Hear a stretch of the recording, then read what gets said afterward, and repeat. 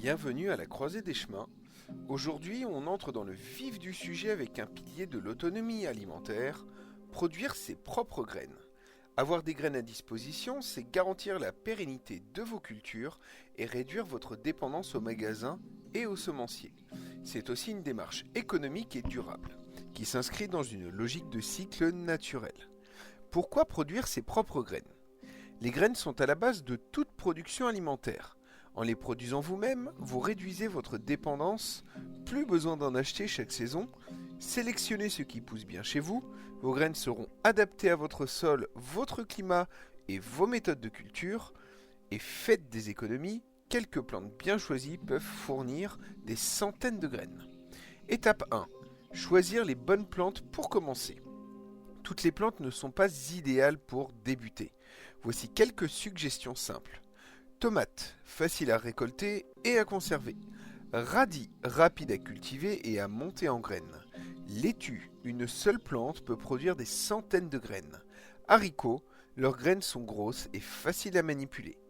Commencez par des variétés non hybrides car elles produisent des graines fidèles à la plante d'origine.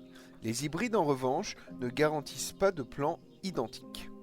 Étape 2. Récoltez les graines correctement.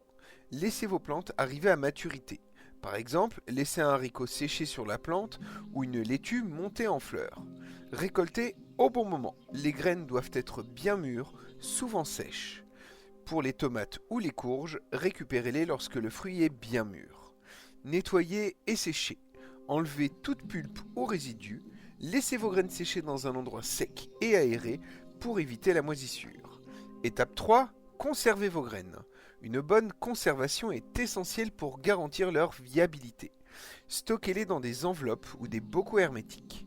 Étiquetez-les, notez le nom de la plante, la variété et la date de récolte. Rangez-les au frais, à l'abri de l'humidité et de la lumière. Bien conservées, certaines graines, comme les haricots ou courges, restent viables plusieurs années. L'importance de la diversité. Produire ces graines, c'est aussi participer à la préservation des variétés anciennes ou rares. Chaque graine récoltée contribue à la biodiversité et à l'autonomie alimentaire, non seulement pour vous, mais aussi pour les générations futures. Merci d'avoir suivi ce 8e conseil. Demain, on parlera d'un autre pilier de l'autonomie, le stockage efficace de vos récoltes et de vos aliments. À demain, et d'ici là, portez-vous bien, prenez soin de vous, et à très bientôt, à la croisée des chemins. Abonnez-vous!